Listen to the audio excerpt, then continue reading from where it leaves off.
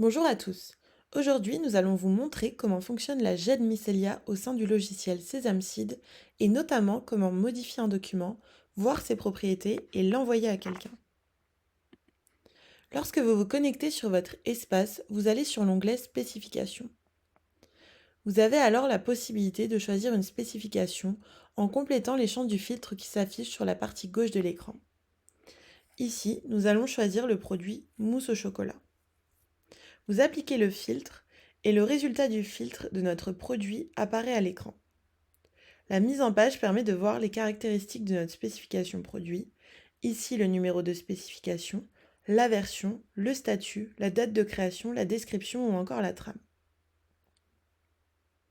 Vous cliquez alors sur l'icône carte d'information puis sur carte information générale.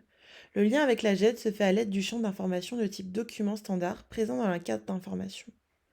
Lorsque l'on retourne sur l'onglet Résultats de filtre, vous pouvez constater la présence d'un bouton Document au niveau du panel horizontal. Vous cliquez alors sur l'onglet Documents pour accéder à la GED. Au niveau de la GED, les informations sont regroupées ainsi. À gauche, les différentes sections présentes correspondent aux différentes cartes d'information de notre spécification. Au centre, les différentes propriétés des documents présents dans la carte d'information sélectionnée. Une description, une version, une catégorie et sous-catégorie, un statut d'avancement et une date. Ici, nous pouvons ajouter pour notre produit des documents relatifs aux process, aux analyses microbiologiques, aux défauts ou encore aux analyses physico-chimiques du produit. Sélectionnons une carte d'information vide. Afin d'ajouter des documents, il faut cliquer sur le bouton Upload. Il est possible d'ajouter autant de documents souhaités sans limite de taille. Il est aussi possible d'effectuer un glisser-déposer pour ajouter des documents. Nos documents sont maintenant ajoutés.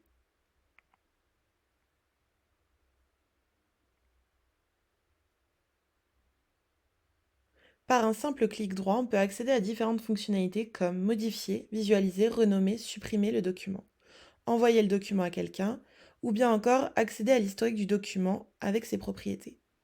Lorsque l'on clique sur Modifier, Microsoft Office s'ouvre immédiatement et permet de modifier le document en temps réel.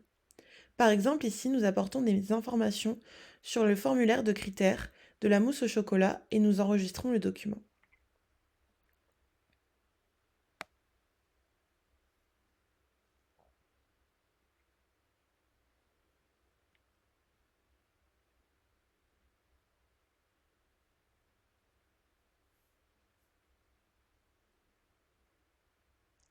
Cela met automatiquement la dernière version du document en ligne, la version 1.2 correspondant à la version de la spécification, suivie de la version du document.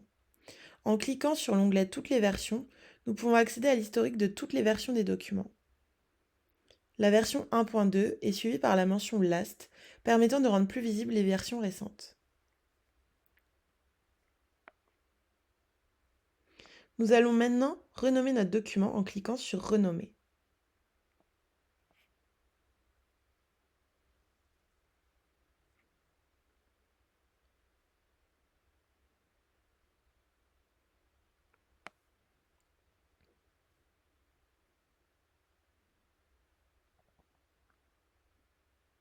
En cliquant sur Historique, on voit directement qui a renommé le document, quel jour et à quelle heure.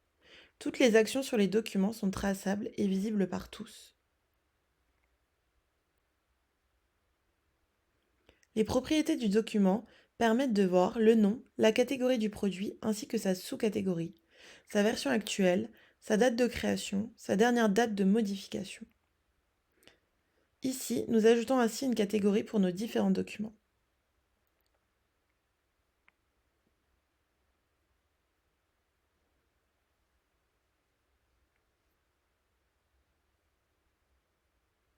Les trois points permettent de trier ou filtrer les documents au niveau de chaque colonne ou bien d'ajouter des nouvelles colonnes telles que la date de création du document, les dates d'effectivité ou encore le format des documents.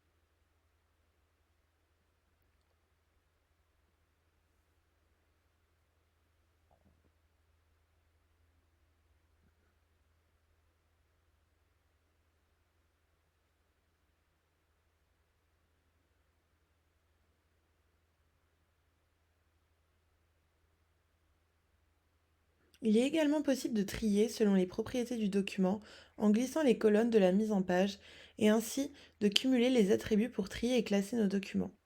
Par exemple, ici en faisant glisser la colonne des versions pour les grouper ou bien encore le statut des documents.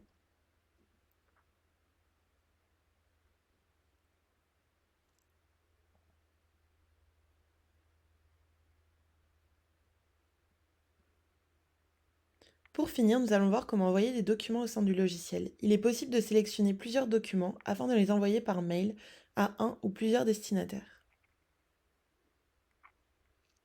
Un onglet s'ouvre permettant de sélectionner les différents destinataires.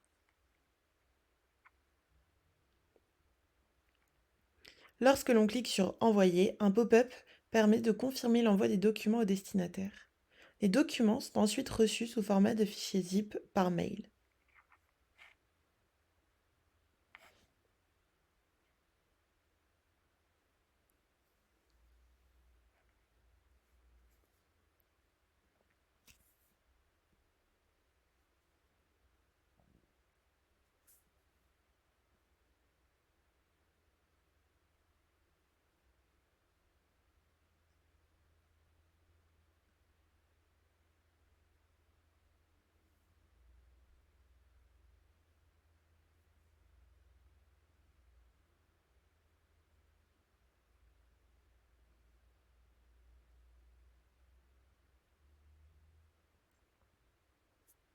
Nous espérons que ce tuto vous aura permis d'y voir plus clair sur le fonctionnement de la GED au sein de notre logiciel et que cela permettra une prise en main facilitée pour vous.